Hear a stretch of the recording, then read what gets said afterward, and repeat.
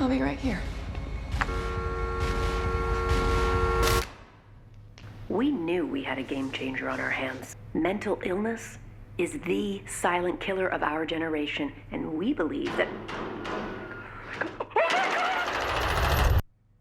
The story opens with a girl named Amanda sitting alone in a basement, speaking on the phone. On the other end was a man. After confirming his name, Amanda tells him that she's calling from the credit card safety department. She says, "Some expensive transactions have been made using your card. Were those transactions made by you?" The man responds, "I haven't used my card anywhere and it's still in my wallet." Amanda then asks him to confirm his card number so she can check the details. The man shares the number, and Amanda even gets the 3-digit security code from the back of his card. It's clear now, Amanda is actually a scammer. She runs small schemes like this using other people's credit card information to order goods online and then selling them across various websites to earn money. But Amanda had bigger dreams. Small-time scams weren't enough. She wanted to make a lot of money, fast. One day, while browsing a bank's website, Amanda comes across a message: "Open a trading account for financial freedom." She doesn't know much about trading or investing, but she decides to learn the basics first. She orders a book to educate herself. The book explains that the stock market is essentially a battle between bulls and bears. Bulls are the buyers, they push prices up. Bears are the sellers, they drive prices down. Amanda learns about long positions, where you buy a stock expecting it to rise, and short selling, where you sell a stock expecting it to fall. She also learns about candlestick charts, a tool to track the market's movement. A green candle means buy, a red candle means sell. Risk management is emphasized as essential to survive in the market long term. After absorbing all this, Amanda calls the book's author Emily Ross. She says, "Mrs. Ross, I read your book on the stock market. You focused a lot on long-term investing, but why didn't you cover short-term investments?" Emily Ross responds, "So you're talking about day trading?" "Yes," Amanda replies, "I'm talking about day trading." Emily is blunt. Day trading is like a get-rich-quick scheme. To put it simply, it's just gambling. Amanda argues, "But I've read about many people online who became successful through day trading." Emily warns her, "The internet spreads more lies than any other point in human history. Think about it. Imagine 1 million people buy a lottery ticket, each believing they'll win. Who makes money, the person buying or the one selling?" Amanda answers, "The one selling?" "Exactly," Emily says. "That's the truth about trading. The ones who consistently make money are the lottery sellers, the big institutions controlling the market. Life as a day trader is like being in prison.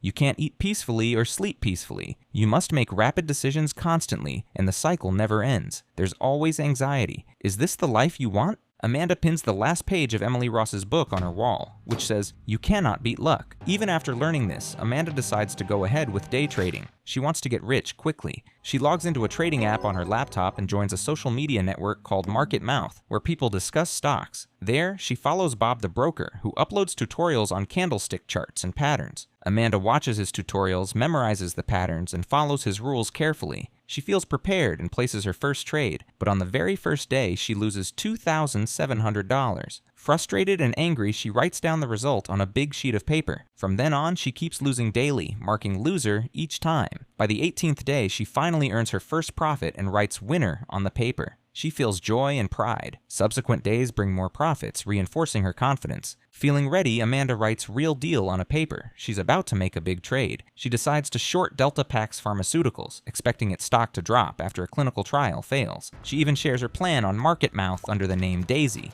Amanda goes ahead and shorts 2,000 shares of Delta Pax. As the market opens, the stock initially moves up, forming green candles, and her losses start piling up. Panic sets in. By midday, people on Market Mouth begin mocking her posts since the stock hasn't fallen yet. Amanda grows increasingly anxious and frustrated as she stares at the screen. Then suddenly, the stock forms a massive red candle and starts falling rapidly. Amanda's position swings from loss to profit. News breaks that the clinical trial for Delta Pax's medicine failed. The stock crashes and Amanda hits her profit target. People on Market Mouth curse Delta Pax, and Amanda feels elated. Everything happened just as she predicted. Amanda notes her success on a large sheet of paper, recording a profit of approximately $4,970. Later that night, while smoking a cigarette, she receives a message from Bob the broker, who congratulates her. He asks how long she's been trading. Amanda replies that she's been watching tutorials for a month and that this was her first real trade. Bob calls her, intrigued by her prediction. Amanda explains that pharma stocks usually rise during trials, but if results are bad, the stock crashes. She had observed this pattern and acted accordingly. Bob advises her, technical analysis alone won't guarantee success. The market moves on 3 things: greed, fear, and hype. Never buy into hype, create it. When everyone else starts buying, sell at the top and get out.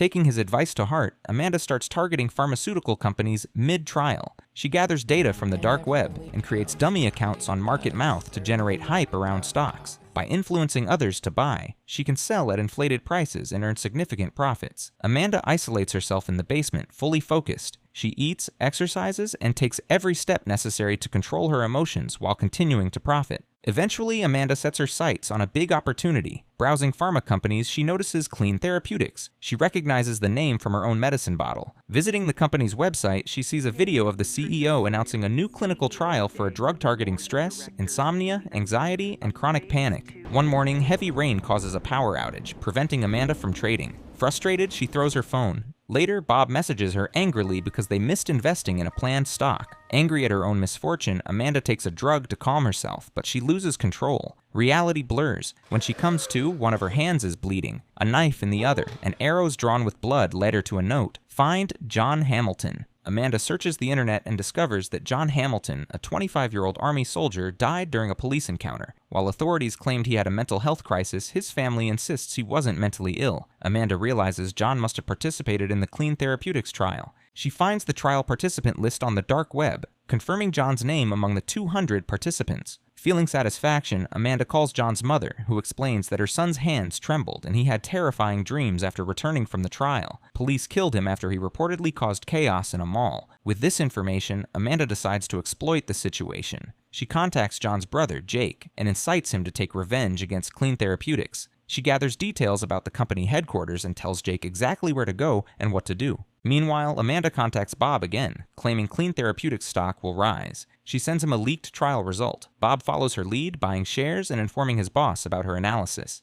Amanda then contacts Colt Creative Capital and demands the same position Bob holds in the company, proving her value with the trial result. On Monday, Clean Therapeutics stock begins to rise from $25 to $27 as the market opens. Bob calls Amanda, excited. He and his firm took a position based on her tip. He bought around 1 million shares and tells her he even informed his boss about her. Amanda then calls Colt Creative Capital and speaks with Mr. Colt, confirming that Bob works for his company. She proves that she's the reason Bob made such large profits last quarter, and demands the same position Bob holds. Amanda also reveals that she sent the leaked clinical trial result. Mr. Colt is confident the stock will hit $50 by Friday. Amanda challenges him. If the stock crashes to $3 after hitting $50, will he act accordingly? Mr. Colt is skeptical but agrees to monitor the situation and calls her at 4 p.m. on Friday if she's correct. On Friday, Amanda sells her Clean Therapeutics shares at $29. She calls John Hamilton's mother, telling her it's time. She goes public with the story that John died due to the clinical trial. Her statement goes viral on MarketMouth, and the stock begins to collapse as people dump shares. Amanda instructs Jake to retrieve a package at a specific location. Inside is a weapon, and she directs him to Clean Therapeutics headquarters, where the CEO is about to make the official announcement. Amanda tells him to reach the 7th floor via the fire exit, where the board members responsible for her brother's death are gathered. As the CEO appears and declares all allegations false, claiming no one named John participated in the trial, Jake enters the conference room and opens fire, killing all the board members. The news spreads instantly on MarketMouth. Panic ensues and the stock crashes further as investors scramble to exit their positions. Bob calls Amanda bewildered. She reminds him of his own advice: set the fire yourself so you don't get burned. She tells him it's time to sell, but he's still holding. Bob realizes what she orchestrated.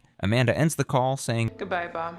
The stock plunges to $3. Amanda tears up with joy as she records her victory on paper. Mr. Colt calls, impressed by her achievement, admitting he lost around $15 million because of her actions. Amanda tells him she can recover the entire loss by next Friday. Mr. Colt offers her a higher position in the company if she's ready. Amanda accepts. She prepares to start her new role and burns all the papers in her basement, the sheets that recorded her wins, losses, and every move that led to her extraordinary success.